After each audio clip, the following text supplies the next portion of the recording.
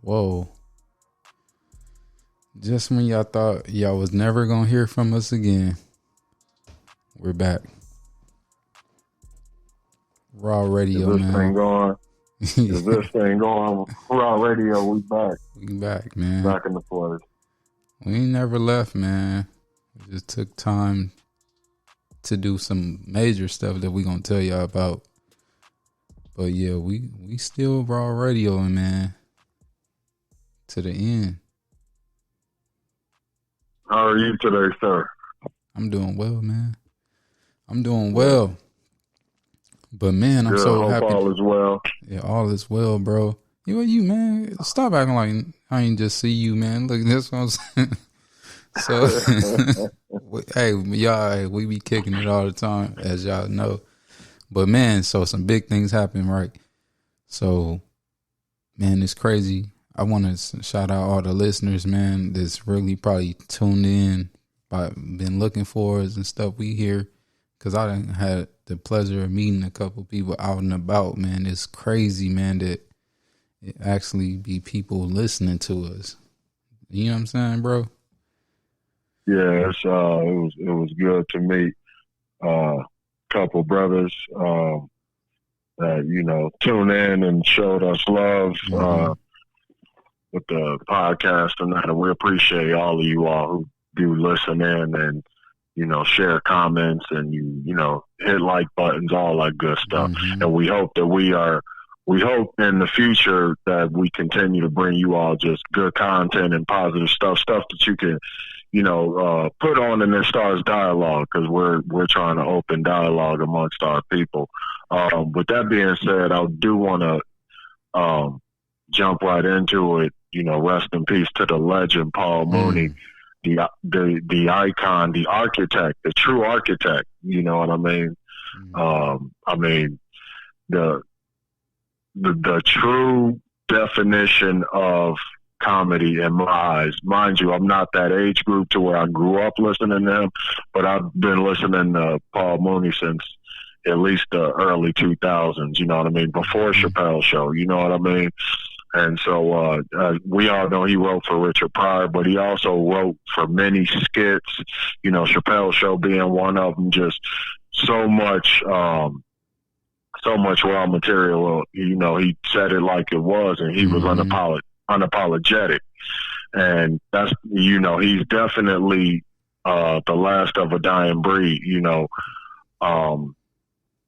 and so, when you think of like the Paul Mooney's, George Carlin's, comics like that, who gave you the real reality, not just made you laugh, but made you think, man. So, he will be missed, you know what I mean? He definitely will be missed. So rest in peace to him. Rest in power. He's one of the ancestors now. I used to also listen to Paul Mooney on We All Be TV, which is on YouTube.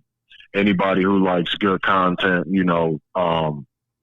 should definitely check that out. I used to listen to Judge Joe Brown on that show. Salute to Brother Ron, who runs We All Be TV, news radio free Dixie for the 21st century. But Judge Joe Brown used to be on there. Dick Gregory used to be on there. And Paul Mooney used to be on there.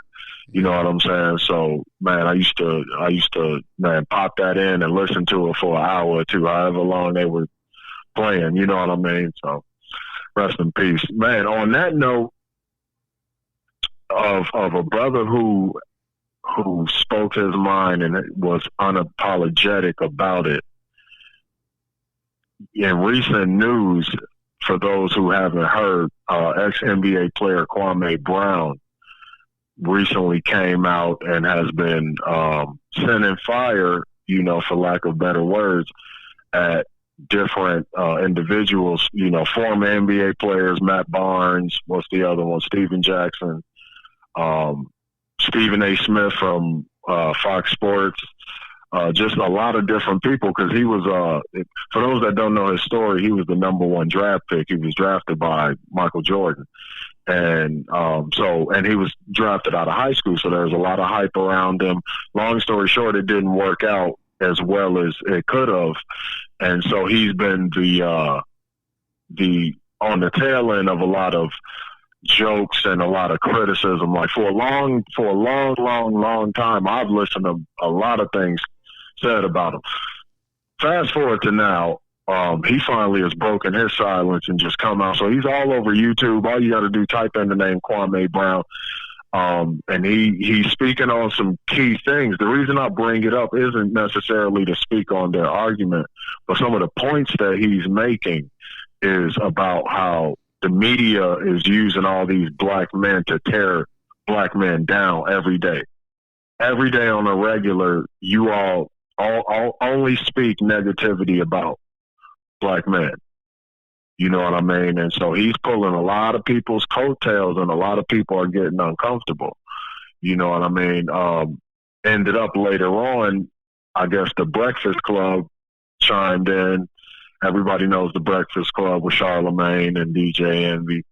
And they chimed in, probably Donkey of the Day or whatever. I didn't actually hear from myself. So they chimed in, and he got to clapping at them as well. And I don't want to talk about all the personal stuff that he was saying, but he also made the statement of how all they do is push negative stuff about, negative stuff concerning the black community. Everything if you really think about it, the Rumor Report and Donkey of the Day. I mean, Donkey of the Day may be different, but just the music in itself. You know what I mean?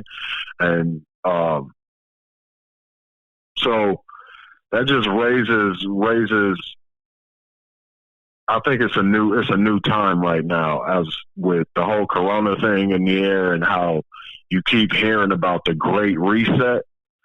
You know, a lot of the powers that be, quote unquote, have been speaking on the Great Reset that's pretty much here, and maybe this is a reset for the black community to start really calling out people, calling out the wrongs that we see in our own community and putting a fix to it, and not just going for the same old. So I know I've been speaking on that. It took me a little while, but what you think about that, bro? Oh, what do I think about it? Man, so the Great Reset, I'm glad they're resetting this shit because it's time for all the brothers to speak out and speak up on being black and stop the demasculation of the black man. And I want, all the young brothers, man, it's an honor to be black, man. We got these, I don't know if you've been checking out the Underground Railroad. It's a series on Amazon, man, but it talks about the Harry Potter, Harriet Tubman story, man. But if you see, we get that she was, a slave, then she got free, then she went back and got others. So in these stories, because it's a series, so it digs deeper into what was happening, and so much of what they did to the black man was crazy, man. Because we don't talk about the things that happened to the black man during slavery, like the demasculation, like in your face, like white man raping black men and stuff like that, bro. We can get into real stuff though. You feel me? So when you consider the culture of buck breaking, and I don't even know if we had brought this up on the past show, but it wasn't too long ago that the rapper Kid Cudi was on Saturday Night Live in a dress, as they all do. Mm-hmm. We never really dove into that, but yeah, that culture of buck breaking, that culture of demasculating the men, and when alpha men stand up, they're called crazy and they're called all these names, which is also what's going on, which is how they're kind of trying to spin what the homie Kwame Brown is saying. Mm-hmm. He's crazy. He didn't make it, so he's bitter and all that. And really, for anybody, if you just follow the timeline and listen to what the whole conversations of what's been spoken about, it'll explain it better than I can, but it's he, from what I gather from him, he seems like a man's man, an alpha man, a man who cares about the community, because a lot of what he's saying against them is community based, even if it's coming out rough, because he's saying a lot of things that are more personal towards them. And for that, we don't, we're not on that, as far as R.A.W, but I am getting the sense of a black man, a strong black man, because he's calling them out, talking about your white daddies and all y'all, y'all are shucking and jiving for your white daddies, and just really just throwing out some heat. And the main thing that you got to pay attention to is none of them are responding about the stuff that he's saying. It's more they're all deflecting. Oh, he's crazy or all this. And, we all know when a person can't answer the question directly, then there's something to be said about that. So, hell yeah. Because what? Shit's real. Bro, you talked about it earlier. So when, you was talking, gave the background about the late, great Paul Mooney, right? A lot of listeners, I hope y'all go and watch this brother, man. This brother got some real in your face comedy, man. It ain't funny. It's some real shit. You know what I'm saying? So we talk about a name like that, and then you mention this brother. So a lot of people are like, man, I never heard of him. I heard of him, then I don't hear from, because you can't put a person that's outspoken in up center, up front. You feel me? Because they ain't about to, you can't control me with that. You know what I'm saying? We done seen it happen with Dave Chappelle and other artists, man. Like, it's some mainstream artists that you see how they come out with something and they go away. You don't hear from them no more. You know what I'm saying? Because they ain't about to, be shugging and driving over. I ain't gonna march to the beat of your drum. You know what I'm saying? You feel me, bro? So I wanted to tell the young brothers, like, don't be proud of who you are, man, and don't allow the materialistic things and other things to take away your voice as a black man and demasculate you, whatever the case may be. If you are getting into entertainment, sports, or whatever, man, there comes a time and a place where you got to stand up for what's right. And standing up for what's right sometimes is unselfish, because it's standing up for all of us. You know what I'm saying? You feel me, bro? Like, they tell you put on a dress or whatever it is, or something to go against your cultural. Like, don't do that, man. It ain't that shit ain't cool. You feel me, bro? I definitely feel you. You got to have a moral code. Yeah. That's all at the black end of the folks day, need a moral code. It's about your moral code, and at the end of the day, some people they're going to go for the quote unquote bag, so I don't even talk to the brothers and the sisters that will do anything for $1. We're not even talking to you. I can't convince no one to do anything. I'm speaking to the young, but we're speaking to the young brothers and sisters, set your standards high, and make sure that everything you do in this life follows your standards, and figure out who you are. Don't just be proud to be black. Figure out why you should be proud to be black, and know why you're proud to be black. Because a lot of people can pump up a fist and, quote Malcolm X, but do you really know your true ancestry, your true history that goes beyond slavery, that goes, from the beginning of time? Do you understand that you are the original person on this planet, the original man? Who all the rest of the people on this planet, came from our mothers. Do you know that? That's before you get to, because when you know who you are and your true place, under God, by the time you get to slavery, you understand things a lot more as well. Why would they choose you to be enslaved? Then you can, that's when you can add in your Bible and compare those stories and all sorts of things. Don't just start in slavery. That's what they want you to do. They want you to feel like you were an animal on all fours and they civilized you. Nah. Do your research and do the knowledge on who you are and where you come from. You know what I mean? And how you taught the quote unquote white man mathematics and hygiene and all sorts of different things, the cosmos and all sorts of different things, how, they were taught by the original man, and how when you go in the Vatican and those places in Rome and London and that, those artifacts, a lot of those artifacts are come from people that look like you and that came from where you came from. And that's what they hide from you.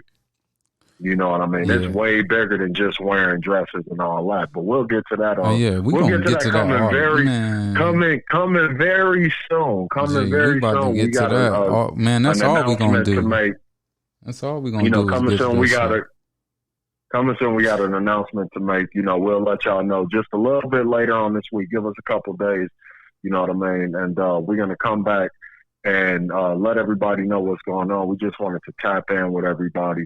But man, let's let the great reset happen, man. Win, lose, or draw. It's time for a change. I can say that, bro. Let this motherfucking reset happen, because, man, everybody been shucking and jiving, in my opinion. You know what I'm saying?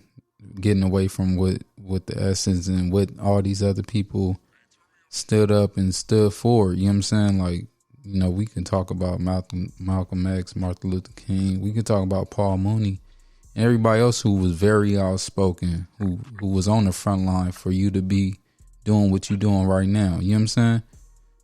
For all the platforms that were created from people that had to take a sacrifice, who didn't go for the quote unquote bag. You know what I'm saying? That's a fact. The people that had to put in the work, not to cut you, but the people that had to put in the work when there was no bag. Right, that part. You know what I mean? The people that had to walk behind the restaurant to get the food out and come on, man, and jump on the buses and do these tours and speak the real. You know what I mean? We got to get our voice back as well. We got to take our we got to take, listen, not to cut you, but we got to take our music back, our music back. We need to take our movies back. There was a discussion on Star's platform about how all the commercials and all that now are just showing interracial couples. If any of y'all have been paying attention, every couple on the television is interracial. Now, of course, there is no beef with interracial relationships, anything like that. But I'm always trying to peep what is the narrative. A lot of those commercials are a black woman and a white man. Oh, you know what I mean? On. I'm gonna have to cut the music for this shit. Fuck that. I've been peeping that for a long time. Just pay attention. You know what I mean?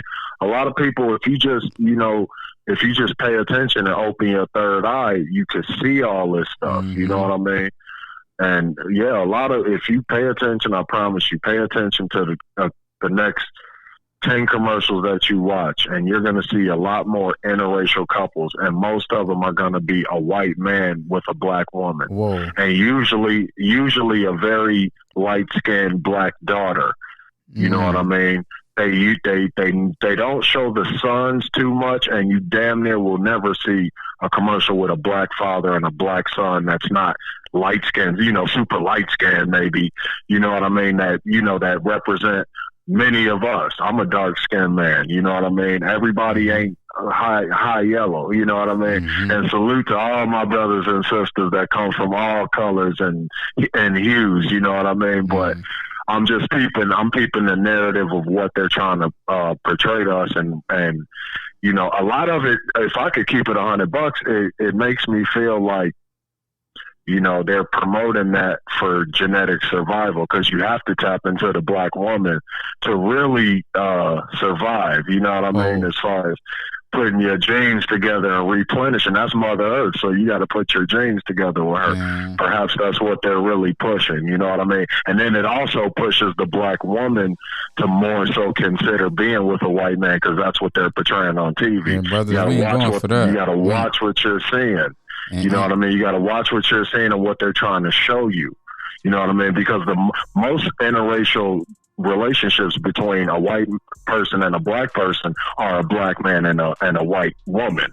That's all. We've all seen plenty of those, right?